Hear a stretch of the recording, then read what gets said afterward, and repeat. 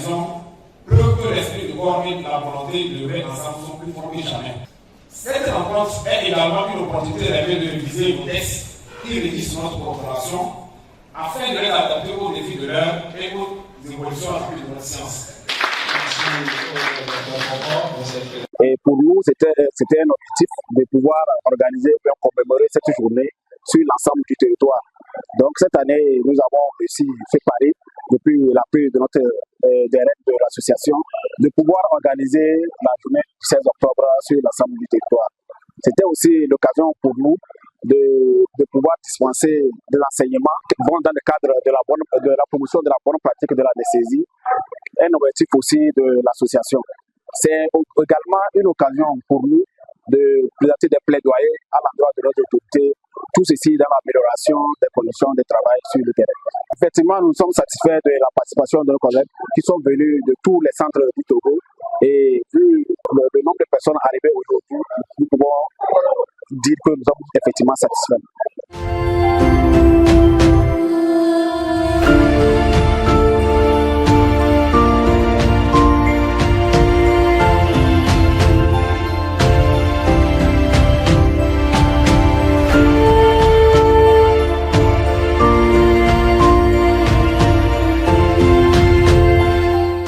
Merci. Nous avons effectivement présenté un sujet sur les risques au cours des soins qui exposent donc, à la transmission croisée des germes. La transmission croisée des germes, c'est quoi? C'est le fait de porter des germes de la main ou bien d'un matériel vers un patient ou bien vers nous-mêmes ou bien vers l'environnement du bloc.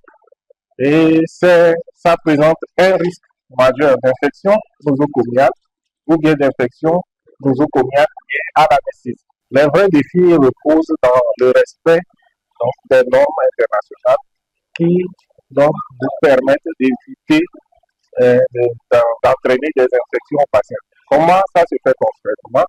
C'est donc à travers le port des équipements de protection individuelle, c'est à travers l'entretien, le nettoyage, la stérilisation de nos matériels de soins.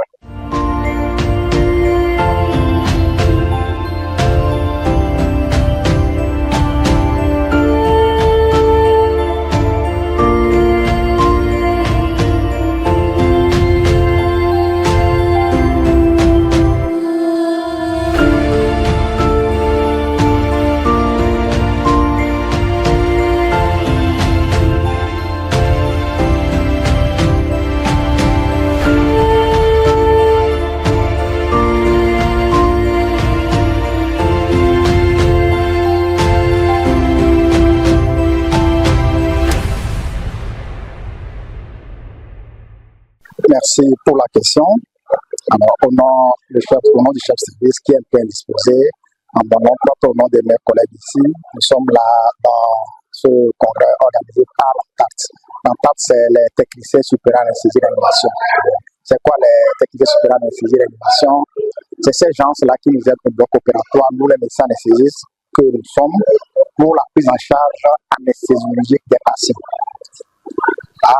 Ça veut dire quoi? Ça veut dire clairement que quand le patient, on le voit, le chirurgien veut l'opérer, c'est nous qui intervenons.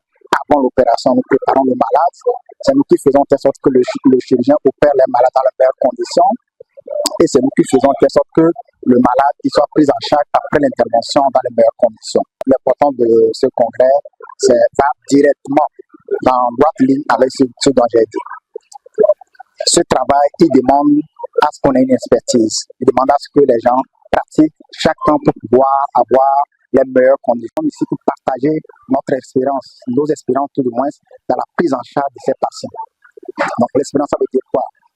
L'expérience, ça veut dire quoi? Ça veut dire clairement qu'aujourd'hui, j'ai pris en charge une péritonite en fonction donc, des conditions qui se font au Togo, mais il y a des conditions qui peuvent se faire ailleurs.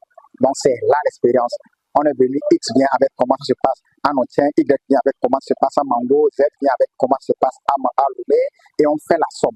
Vous avez entendu au cours de la présentation, on a parlé des protocoles. Il faut qu'on sorte des protocoles qui vont harmoniser la prise en charge des patients et donner derrière donc, une chance aux patients de s'en sortir mieux au bloc opératoire. Parce que quelle que soit la qualité du chirurgien, quelle que soit la qualité du travail que le chirurgien fera, quand il n'y a pas une anesthésie, c'est-à-dire une animation avant l'intervention, une animation durant l'intervention, une animation après l'intervention, le travail en général, il ne voulait pas comme il le faut.